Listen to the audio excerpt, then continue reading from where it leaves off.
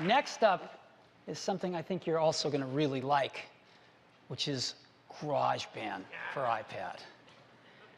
GarageBand for iPad is remarkable.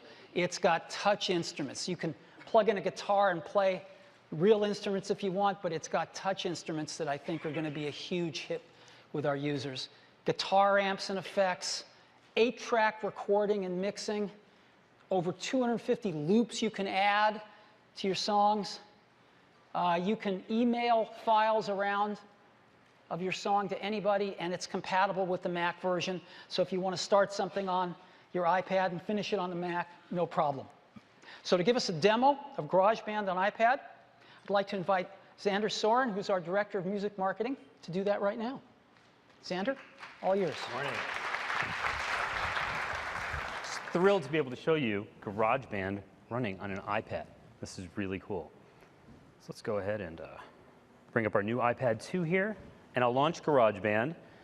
And the first thing you see is an instrument browser. So these are all the touch instruments Steve just mentioned. And you can just swipe to tap through them, and it's incredible. They turn the iPad itself into a musical instrument that you can play wherever you go. And I'll go ahead and bring up a keyboard to start showing this off. And you can see this beautiful grand piano comes up and it fills the display. And the keyboard's not just a grand piano. I can tap on that icon right in the middle there, and you can see all the sounds that are built in. There are organs, electric piano, clavinet. Look at this, a whole bunch of great synthesizers that are really, really fun to play. But let's stick with that piano for now. And the GarageBand piano shares a lot of the qualities of a real grand piano. Of course, we see a bunch of black and white keys, and we can just tap right on the iPad's display to play them. Right? But a real piano also has a sustain pedal. And without a sustain pedal, when you tap on a note or play a note and then let go, it stops sounding. So we have this button here that we can tap and hold whenever we need sustain, or we can even slide and lock that into position. And now, sustain is just on and ringing all the time, which is cool. Now, another important quality of a real piano is that you can play a piano with dynamics. So what does that mean? It means that a note sounds different when you tap it soft or when you strike it really hard. And the GarageBand keyboard does that too. So look at this. I'll go ahead and play a passage fairly soft.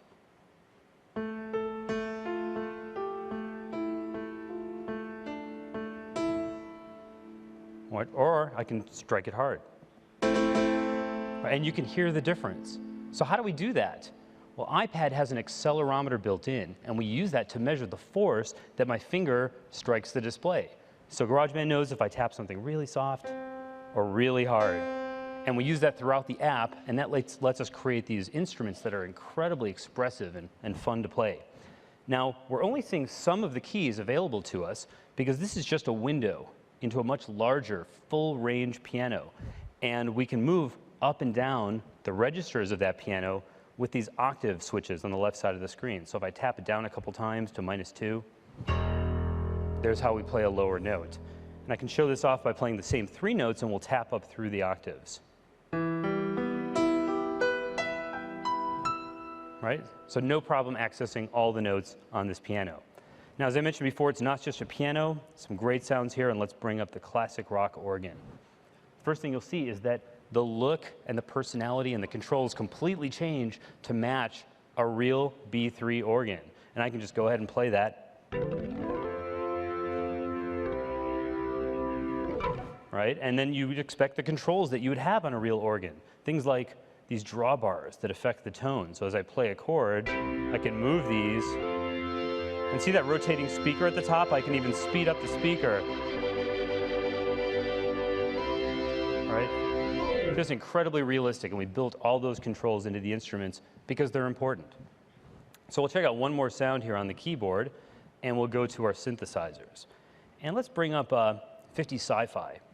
Now this will show something that you can do on the GarageBand virtual keyboard that you can't even play on a real physical keyboard. So we're really taking advantage of the unique things you can do with software here.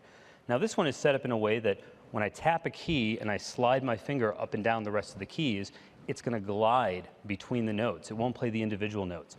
And we've added a blue dot that's going to follow my finger so you can see exactly what I'm doing. So I can tap a note and slide the note up. All right, you play stuff like that. Pretty cool, huh?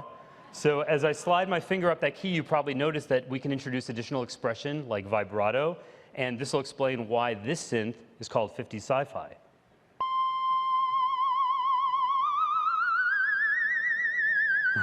They're coming. So super fun, really realistic, and a lot of things we can do in software that you can't do in the real world. And if I go back to the touch instrument browser, just to remind you, all that is just one instrument. That was the keyboard. And we have all these touch instruments built in. We won't have time to show them all, but let's take a look at a couple more. How about some drums? So GarageBand will put you behind the seat of a virtual drum kit, and you can just bash away on your iPad.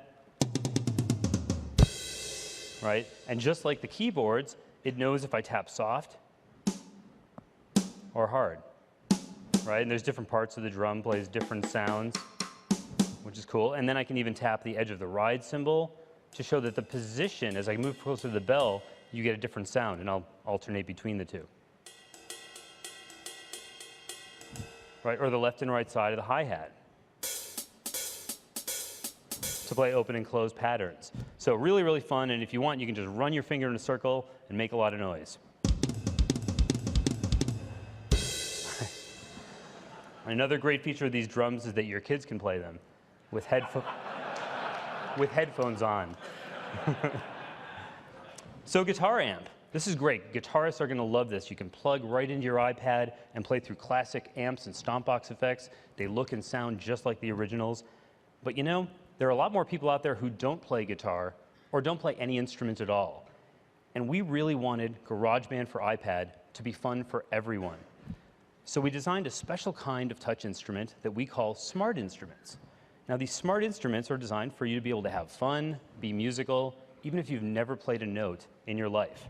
And we have smart guitars, smart keyboards, smart bass, smart drums. But let's bring up the smart guitar and show you what it does.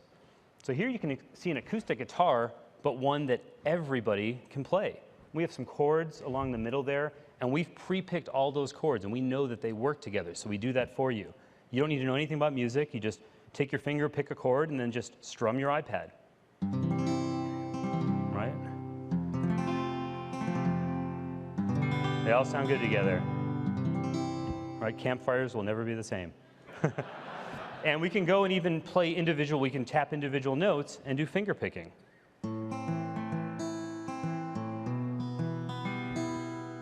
Right, so super fun. And here's a little trick I like to show is that you can lay your hand across all the strings, and that dampens the guitar strings. So just the realism and expression in these instruments are so much fun, yet incredibly easy to play. Now, if we want it to be even a little bit easier and have GarageBand do the finger picking or the strumming for me, a lot of these smart instruments have this autoplay dial, and I can just go ahead and dial up a pattern. The strings fade away. Now I have these big bars, so the only decision I make is which chord do I want to play. And look what happens with one touch of a finger when I tap on one of these chords. Just choose any chord. Isn't that cool?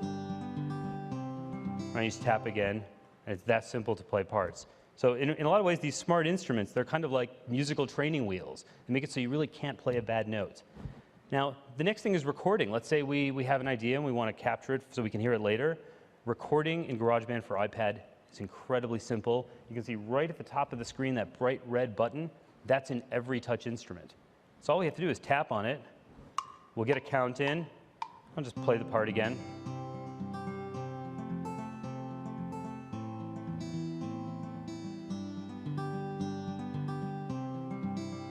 Right, you can see that now in the music timeline up here, we can see the area in green that shows me where my recording has gone. And I can go ahead and play it back. Sounds just like I played it. So you can tell, really easy to do a recording. But you know, once you've laid down one recording, that's actually the first step to writing a song. And to write a song, you need more than one track because you're going to be combining different instruments together. And that's where the tracks view comes in. So right above the ruler, we have this little tracks button. And when I tap on it, the instrument rotates out of the way, and that brings up the canvas. And this is where I work on my song and the arrangement. So the controls at the top never change. Those are exactly the same. I don't have to relearn anything. You can just rewind, show you that that part is still there. The difference is that I see this region. And I can just tap on that region. I can do things like trim it, come up with the exact length I want. I mean, this is incredible because I'm touching right on the building blocks of my song and building the song as I go along. So GarageBand for iPad supports up to 8 tracks. And let's put that into perspective for a second. Back when the Beatles recorded Sgt. Pepper, the most advanced technology of the day was a 4-track tape recorder. And it weighed 300 pounds and was the size of a washing machine. So now today, people are going to have super fun with up to 8 tracks on an iPad that's just this light and thin. It's really, really just incredible. Let's go up and bring up a demo song. I'll tap on My Songs. And we want to show you what this looks like when you have a bunch of tracks in place and the screen is kind of filled in. And this one uses a whole bunch of our touch instruments. We've got drums and bass and keyboards, a couple guitar amps. And I can swipe back and forth to just scroll through my song. If I want to see the entire song at a glance, I just pinch to zoom out, and there it is. If I want to see any details, I just pinch to zoom in and get as close as I want. Or I can, of course, go ahead and rewind and hit play.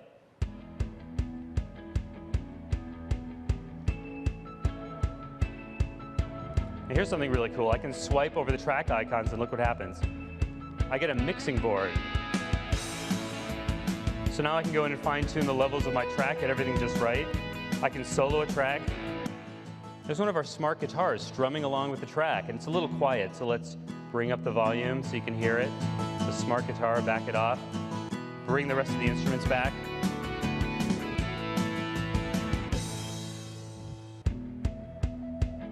Really cool.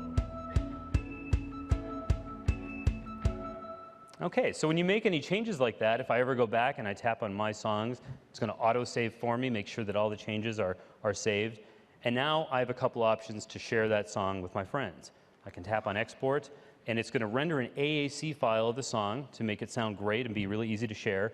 I can email it right from within GarageBand. Just type a little note and tell my friends to check out my new mix. Or I can send it to my iTunes library. So the next time I connect my iPad to my Mac or my PC, I can move it right over and add it to my iTunes library. So that's just a quick look at GarageBand for iPad. It turns your iPad into a complete recording studio and a collection of these incredible touch instruments. And we just can't wait to hear all the creative things that people are going to do once they get this in their hands. Thank you. Thanks, Steve.